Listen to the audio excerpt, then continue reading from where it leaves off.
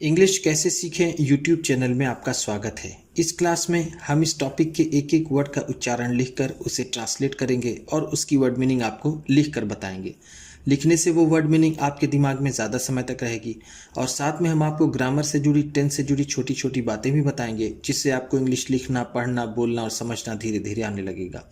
इस क्लास में मैं शब्दों के उच्चारण को भी लिख दूंगा, जिससे आप आसानी से इंग्लिश पढ़ सकें, और उसकी वर्ड मीनिंग लिखते हुए चलूंगा, जिससे आपको पूरी स्टोरी अच्छे से समझ में आए और आपकी वोकैबुलरी, आपकी वर्ड मीनिंग और आपकी इंग्लिश अच्छी हो। इसी के साथ आप कर दीजिए इस वीडियो को लाइक और मैं करता हूँ शुरू। माई पिकनिक, मेरी पिकनिक। माई का मतलब क्या होता है? मेरा, लेकिन पिकनिक है तो ये हो जाएगा मेरी। पिकनिक का मतलब picnic. Yesterday we went, yesterday कल। यस्टरडे का मतलब क्या है? कल, बीते हुए कल को यस्टरडे कहते हैं। वी वेंट, हम गए, हम गए। वेंट का मतलब होता है गए। वेंट गो का सेकेंड फॉर्म है। गो का मतलब होता है जाना, वेंट है तो गए। फॉर आ पिकनिक, एक पिकनिक के लिए। फॉर का मतलब है के लिए, आ पिकनिक एक पिकनिक। कल हम एक पिकनिक के लिए गए। To Nehru zoological, zoological park. Picnic spot का क्या नाम था जहां गए थे? Nehru zoological park. Which is, जो है। विच का मतलब क्या है? जो। इज का मतलब है, जो है।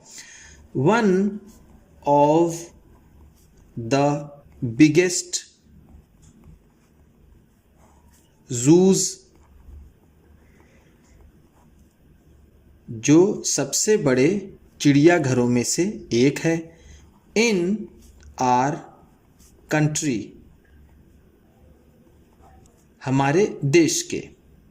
वन ऑफ द बिगेस्ट का मतलब क्या है? सबसे बड़े में से एक। सबसे बड़े में से एक। जू का मतलब होता है चिड़ियाघर, चिड़ियाघर। इन द कंट्री, देश में या फिर देश के। कंट्री का मतलब होता है देश।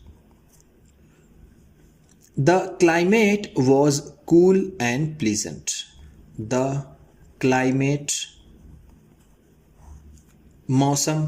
क्लाइमेट का तो ऐसे मतलब होता है जलवायु, जलवायु, लेकिन हम इससे यहाँ पर मौसम कह सकते हैं। क्या कह सकते हैं? मौसम। द क्लाइमेट, मौसम, वॉज कूल एंड प्लीजेंट, मौसम ठंडा और सुहावना था। वॉज का मतलब था, कूल का मतलब ठंडा, एंड और प्लीजेंट का मतलब यहां हम कहेंगे सुहावना। We saw many animals, birds, reptiles etcetera. We saw, हमने देखा, हमने देखा। सॉ सी का सेकेंड फॉर्म है। सी का मतलब होता है देखना और सॉ है तो देखा। मेनी, बहुत से। मेनी का मतलब है बहुत से। एनिमल्स, जानवरों को, जानवरों को। बर्ड्स, चिड़ियों को। बर्ड्स का मतलब क्या होता है? चिड़िया, तो बर्ड्स है तो चिड़ियों को। रेप्टाइल्स,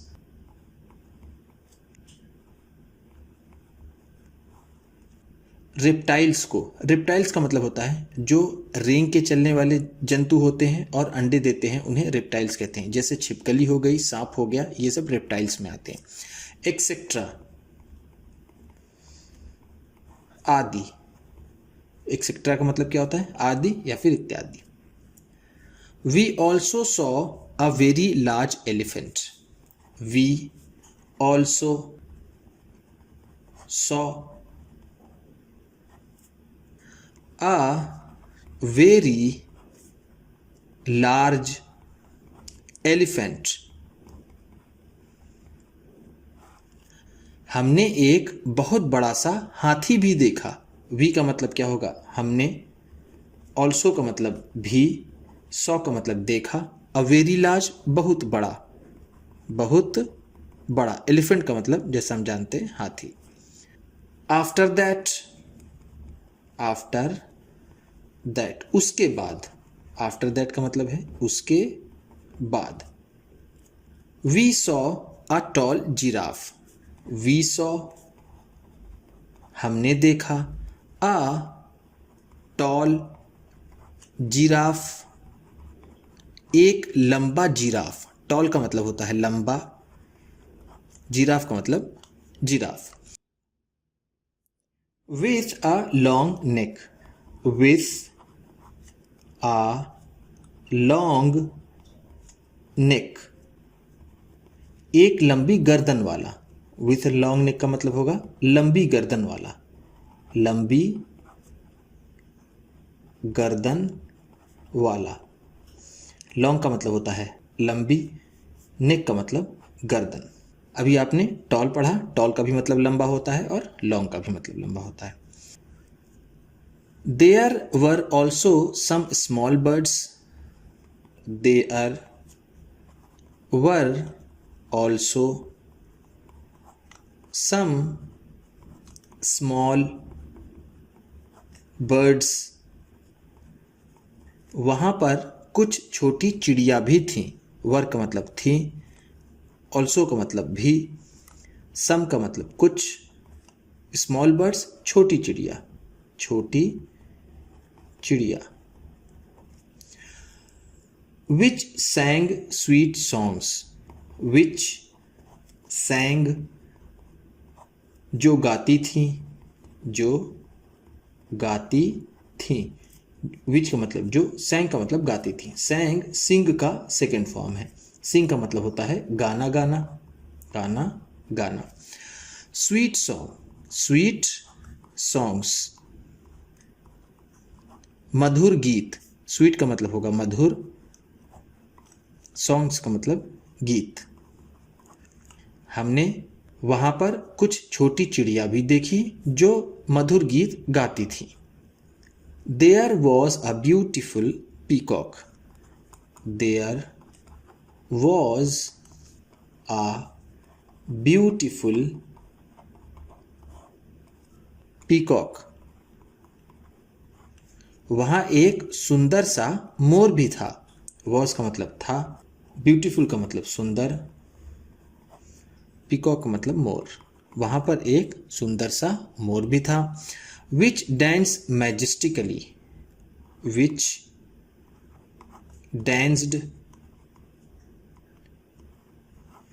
जो नाचा था। विच का मतलब जो, डांस का मतलब नाचा था। मैजेस्टिकली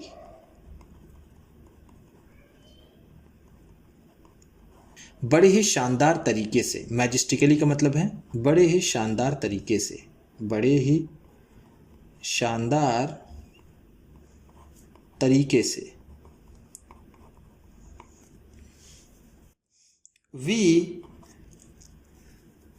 वेंट हम गए, वेंट का मतलब है गए।